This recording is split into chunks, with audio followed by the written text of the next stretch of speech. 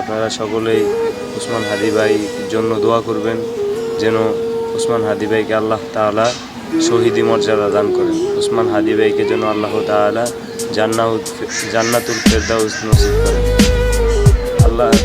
আল্লাহর কাছে এটা একটা বিচার রাখবো যে হে আল্লাহ, যারা আমার ভাই ওসমান হাদিকে নির্মমভাবে হত্যা করছে, যাকে আমার ভাই ওসমান হাদি ভাইকে গুলি করছে, আমরা আল্লাহ তাআলা তাদেরকে যেন সঠিক গজব ঢালে তাদের উপরে, তাদের জন্য সঠিক বিচার করে আল্লাহ তাআলা।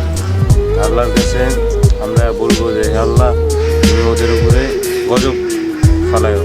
কারণ এই বাংলাদেশে যে হক কথা বলে তাকেই মেরে ফেলা হয়।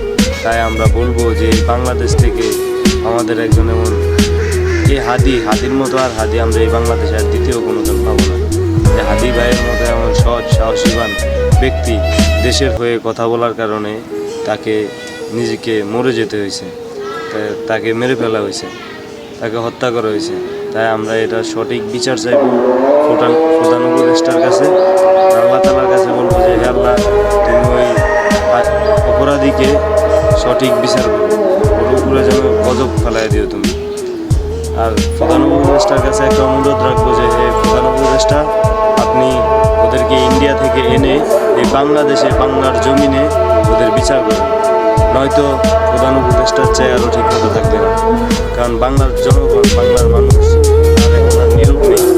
কারণ বাংলার মানুষ বুঝে গেছে যে কে কীরকম, বাংলার মানুষ বুঝে গেছে যে প্রধান সরকার ছিল শেখ হাসিনা, তাকেও এই বাংলাদেশে অপরাধ করার কারণে তাকেও থাকতে দেওয়া হয়নি।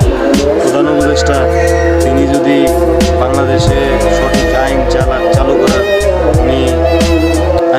আইন চালু করবে, উনি যদি এটা না করে তাহলে বাংলার জনগণ তাকেও আর এই বাংলাদেশে চাইবে না। কারণ বাংলার জনগণ এখন বুঝে গেছে কে কীরকম, তাকে কীভাবে শায়েস্তা করতে হয়। তাই আমি প্রধান উপদেষ্টাকে বলবো যে বাংলার জনগণকে আপনি খেপায়েন না, বাংলার জনগণকে খেপাইলে আপনার নিজের চেয়ারই ঠিক থাকবে না। তাই আমি বাংলার মানুষের কাছে একটাই অনুরোধ করব, আমরা দেশের হয়ে লড়বো ইনশাআল্লাহ, আমরা ইসলামের হয়ে লড়বো, আমরা দেশের হয়ে লড়বো। দেশের হয়ে লড়তে গিয়ে যদি আমাদের জীবন চলে যায় তাহলে আমরা জীবন দেওয়ার জন্য প্রস্তুত ইনশাআল্লাহ।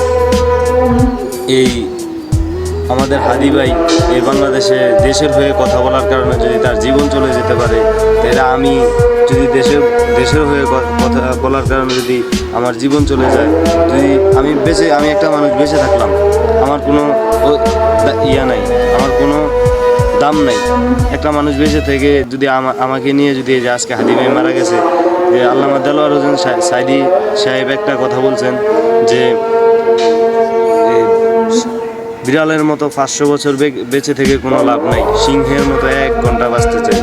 তো আমার হাদি ভাই ওইটাই করেছে যে সিংহের মতো উনি বাঁচছে, তো 1 ঘন্টাই বাঁচছে, উনি বিড়ালের মতো 500 বছর বাঁচে নাই।